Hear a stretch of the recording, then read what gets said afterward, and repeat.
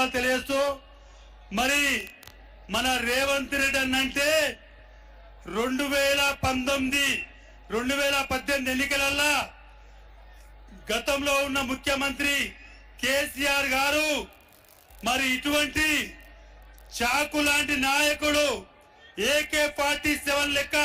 ఉన్న రేవంత్ రెడ్డి అన్నను అసెంబ్లీలో చూడొద్దు అని కేసీఆర్ అనుకొని కొడంగల్లో ఒడగొడితే మల్కాజ్గిరి టికెట్ తీసుకొని రేవంత్ అన్న రాగానే మల్కాజ్గిరి ప్రజలు కుత్బుల్లాపూర్ కాన్స్టిట్యూన్సీ ప్రజలు మా సొంత అన్న వచ్చిండు ప్రజా గొంతుగా కేసీఆర్ అన్యాయాన్ని ఎండగొట్టాలంటే కేసీఆర్ అన్యాయాన్ని ఎదిరించాలంటే ఒక రేవంత్ అన్న అని చెప్పి అందరూ కులాలకు ప్రాంతాలకు పార్టీలకు అతీతంగా మరి ఓటేసి గెలిపించి ఢిల్లీ పంపించిన ఘనత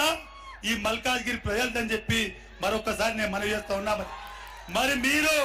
గుండెల్లో పెట్టుకొని మనం కష్టపడి పని చేసి పంపిస్తే మరి అన్న కూడా రాష్ట్ర అధ్యక్షుడై రాష్ట్రాన్ని చుట్టుముట్టి ప్రజలకు ఒక ధైర్యాన్ని కల్పించిండు. ఈ దుర్మార్గం పాలన పోవాలంటే రేవంత్ రెడ్డి రావాలి, దుర్మార్గం పాలన పోవాలంటే రేవంత్ రెడ్డి రావాలి అన్న ఆలోచనలో తెలంగాణ ప్రజలు ఆశీర్వదించి రాష్ట్ర ముఖ్యమంత్రి చేస్తే ఈ 5 నెలల్లో ఇంటికాడ ఉండకుండా మరి ఈ యొక్క రాష్ట్రంలో జిల్లాలు తిరుగుతూ ప్రజా సంక్షేమ కార్యక్రమాలు 6 గ్యారంటీలు మరి 6 గ్యారంటీలు కూడా మరి అన్ని కంప్లీట్ ఆల్మోస్ట్ చేయడం జరిగింది. ఇవాళ టిఆర్ఎస్ నాయకులు హరీష్ రావు గారు కానీ కేటీఆర్ కానీ కేసీఆర్ కానీ వారికి రేవంత్ అన్న ముఖ్యమంత్రి మీద మాట్లాడే అర్హత లేదని చెప్పి నేను మనవి చేస్తా ఉన్నా. మరి ఆ రోజు 10 సార్లు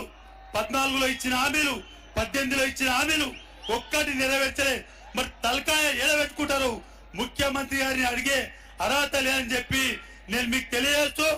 నేను మన ముఖ్యమంత్రి అన్నను రేవంత్ అన్నను కొంపల్లి మున్సిపాలిటీ కన్నా ప్రత్యేకంగా ఒక 25 కోట్లు మీరు శాంక్షన్ చేయించాలని చెప్పి మున్సిపాలిటీ వాళ్ళ తరఫున, అదేవిధంగా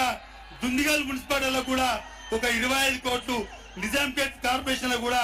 మరి గతంలో ఫండ్స్ అని చెప్పారు, వాళ్ళకు కూడా ఒక 25 కోట్లు మీరు ప్రత్యేకంగా శాంక్షన్ చేయించాలని చెప్తూ